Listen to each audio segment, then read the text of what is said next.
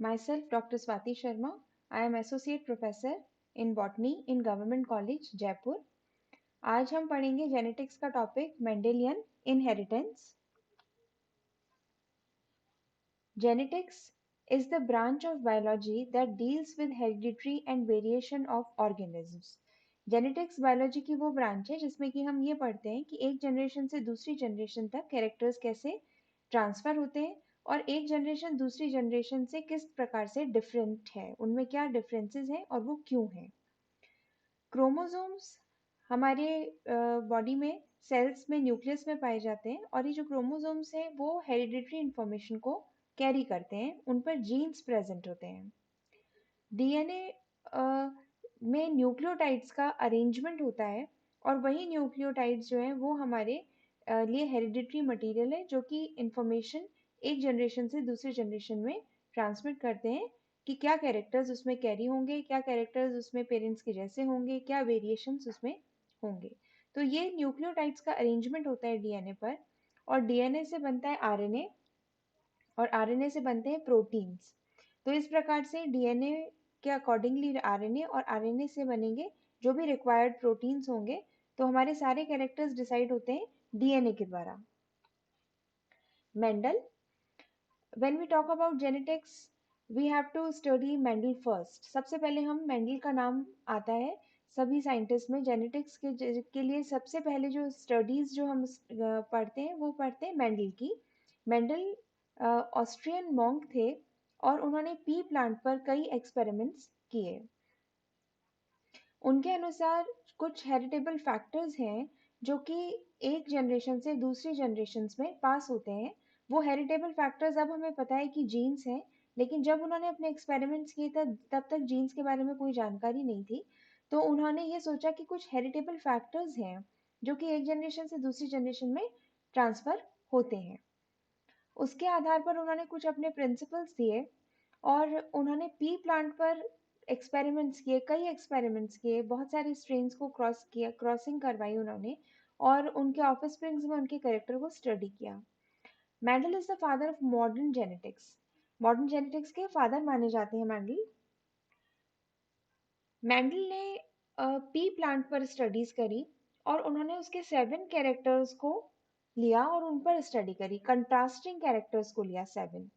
जैसे 7 कैरेक्टर्स में क्या था कि सीड का राउंड या रिंकल्ड होना, ये कंट्रास्टिंग कैरेक्टर था.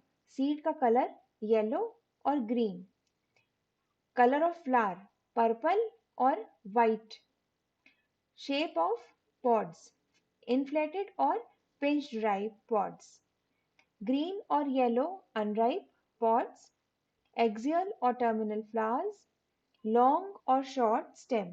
तो इस तरीके से 7 कंट्रास्टिंग कैरेक्टर्स को उन्होंने पी प्लांट में स्टडी किया कई जनरेशंस तक और उसके बाद उन्होंने अपने एक्सपेरिमेंट्स को पब्लिश किया और उन्होंने 3 प्रिंसिपल्स दिए इनहेरिटेंस के. पी में वर्क करने के बाद उन्होंने और कई प्लांट्स में इसको रिपीट करने की कोशिश करी लेकिन उनको सेम रिजल्ट्स नहीं मिले क्योंकि कई प्लांट्स थे जो एसेक्सुअली रिप्रोड्यूस करते थे और इसमें जैसे कि बिल्कुल clear cut dominant recessive character होना, इतने कंट्रास्टिंग कैरेक्टर्स होना, ये लकीली भी लिया मैंडल ने और काफी प्लांट्स को स्टडी करके जब पी को लिया तो पी वाज आइडियल प्लांट कि उसमें इतने सारे कंट्रास्टिंग कैरेक्टर्स थे जो कि कम्प्लीटली डोमिनेंट या कम्प्लीटली रेसेसिव थे. तो उसे बहुत ही क्लियर रिजल्ट मिले मैंडल को. तो उसके बाद में वो डिसअपॉइंट हुए कि ये सेम रिजल्ट्स दूसरे प्लांट्स में नहीं मिल रहे हैं और कई ईयर्स तक उनका वर्क भी इग्नोर हुआ. उसके बाद में 3 इंडिपेंडेंट रिसर्चेस हुई. बॉटनिस्ट ने रिसर्च करी, 3 इंडिपेंडेंट बॉटनिस्ट ने, और उन्होंने मेंडल के वर्क को रीडिस्कवर किया. तब ये नोटिस में आया कि मेंडल ने कितने साल पहले ही ये सेम रिजल्ट्स दिए थे. तो तब जाकर के मेंडल इतने पॉपुलर हुए. मेंडल ऐसे फर्स्ट बायोलॉजिस्ट थे जिन्होंने कि बॉटनी में मैथमेटिक्स को यूज किया. उन्होंने अपने रिजल्ट को क्वांटिटेटिवली एक्सप्लेन किया. मेंडल ने कई प्रेडिक्शंस दिए. उन्होंने ये प्रेडिक्शन दिया कि जीन का कंसेप्ट है, उन्होंने ये द कंसेप्ट ऑफ जीन उन्होंने प्रिडिक्ट किया कि कोई ऐसा कैरेक्टर जो हमारे हेरिडेबल फैक्टर्स हैं जो कि कैरेक्टर्स को कैरी करते हैं एक जनरेशन से दूसरी जनरेशन में। ये जो जीन्स होते हैं, ये जो हेरिटेबल फैक्टर्स होते हैं मेंडल के अनुसार, वो पेयर्स में पाए जाते हैं, यानी कि वो दो होते हैं, पेयर में ही हमेशा प्रेजेंट होंगे। that one gene of each pair is present in the gamete। और उन्होंने ये बताया कि जो जीन्स पेयर्स में पाए जाते हैं, उस पेयर का एक मेंबर गैमीट में प्रेजेंट होगा, दूसरा दूसरे गैमीट में प्रेजेंट होगा। गैमीट में सिर्फ एक ही हेरिटेबल फैक्टर प्रेजेंट होगा। कुछ जेनेटिक्स की टर्म्स हैं जो कि हमें जेनेटिक्स की स्टडी करने से पहले पता होनी चाहिए। Gene, a unit of heredity, a section of DNA sequence encoding a single protein। Gene क्या है? हेरिडिटी की यूनिट है, और वो डीएनए की सीक्वेंस है जो कि एक सिंगल प्रोटीन को कोड करती है। डीएनए की सीक्वेंस जिसने कि एक प्रोटीन बनाया, तो वो कैरेक्टर अपना शो करेगा, तो इसलिए क्या है? It is a unit of heredity. Genome, the entire set of genes in an organism. Organism में जो पूरा सेट है जीन्स का, उसको हम जीनोम कहते हैं। Alleles, two genes that occupy the same position on homologous chromosomes and that cover the same trait। ये दो जीन्स हैं जो कि होमोलोगस क्रोमोसोम्स में सेम पोजीशन को ऑक्यूपाई करते हैं, एक ही पोजीशन पर वो प्रेजेंट होंगे और एक ही ट्रेट को वो डिसाइड करेंगे, उनको हम कहते हैं alleles. Locus, a fixed location on a strand of DNA where a gene or one of its allele is located। Locus मतलब डीएनए की वो लोकेशन जहां पर कि वो जीन प्रेजेंट है या फिर एलील प्रेजेंट होता है। Homozygous, having identical genes, one from each parent for a particular characteristic। हम जानते हैं कि जितने भी क्रोमोसोम्स पाए जाते हैं वो हमेशा पेयर्स में पाए जाते हैं। जैसे 46 क्रोमोसोम्स अगर ह्यूमन बींग्स में प्रेजेंट है, तो वो 23 पेयर्स की फॉर्म में प्रेजेंट है। किसी भी ऑर्गेनिज्म में जो क्रोमोसोम्स प्रेजेंट होते हैं, हाफ क्रोमोसोम्स उसे पैटर्नल मिलते हैं और हाफ क्रोमोसोम्स मैटर्नल मिलते हैं, और वो पेयर्स में प्रेजेंट होते हैं।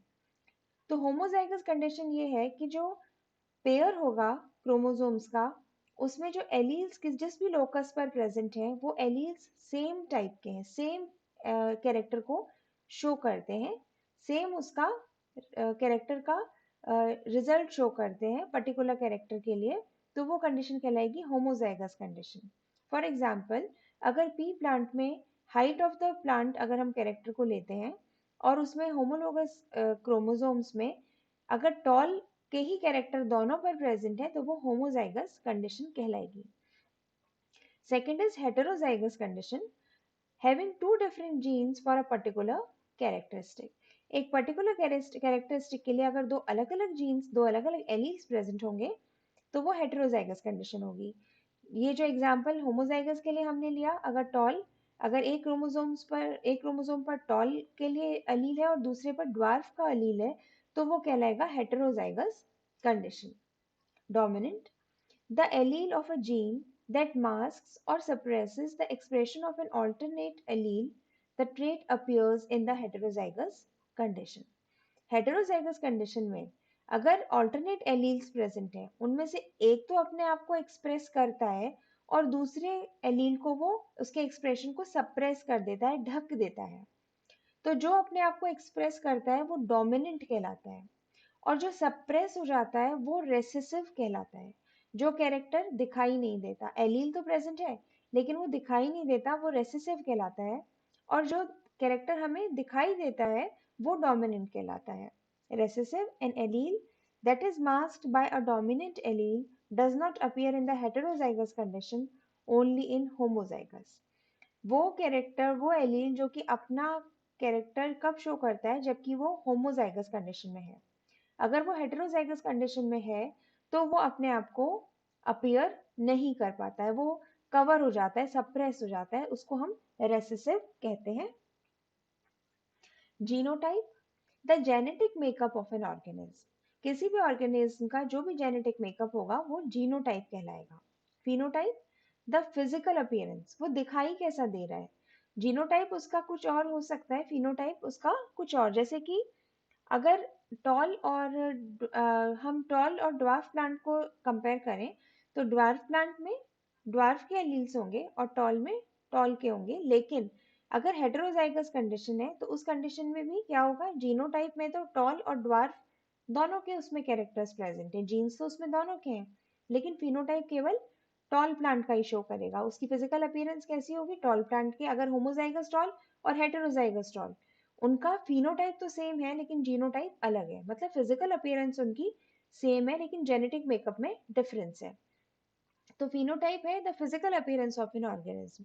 ये फिजिकल अपीयरेंस जो होती है वो जीनोटाइप प्लस एनवायरनमेंट डिसाइड करते हैं। जीनोटाइप किस प्रकार का है उसका और उसको एनवायरनमेंट कैसा मिल रहा है, उस आधार पर उसका फिनोटाइप हमें दिखाई देता है। Monohybrid cross, a genetic cross involving a single pair of genes, one trait. Parents differ by a single trait. इस तरीके की जेनेटिक क्रॉस को जिसमें कि सिंगल पेयर ऑफ जीन्स ही इन्वॉल्व है, इन्वॉल्व तो सभी कुछ है लेकिन हम किसे कंसिडर कर रहे हैं, हम केवल सिंगल पेयर ऑफ जीन्स को कंसिडर कर रहे हैं, और जो पेरेंट्स हैं वो केवल एक ट्रेट में एक दूसरे से भिन्न हैं, बाकी वो एक जैसे हैं लेकिन एक कैरेक्टर में एक दूसरे से वे अलग हैं। जब हम वहाँ पे पी लिखेंगे क्रॉस मोनोहाइब्रिड डाइहाइब्रिड क्रॉस में, मतलब वो बताता है parental generation. F1 generation is first filial generation. जो पेरेंट्स के क्रॉस से बनने वाले ऑफ स्प्रिंग्स हैं वो F1 जनरेशन कहलाते हैं। F2 generation second filial generation of a genetic cross. F1 generation के पॉलिनेशन के बाद में नेक्स्ट जो जनरेशन बनती है that is F2 generation. Parents की क्रॉसिंग ओवर से F1 जनरेशन, F1 जनरेशन के क्रॉसिंग ओवर से F2 जनरेशन हमें मिलती है। नेक्स्ट हम नेक्स्ट टॉपिक हम अगले लेक्चर में कवर करेंगे। Thank you.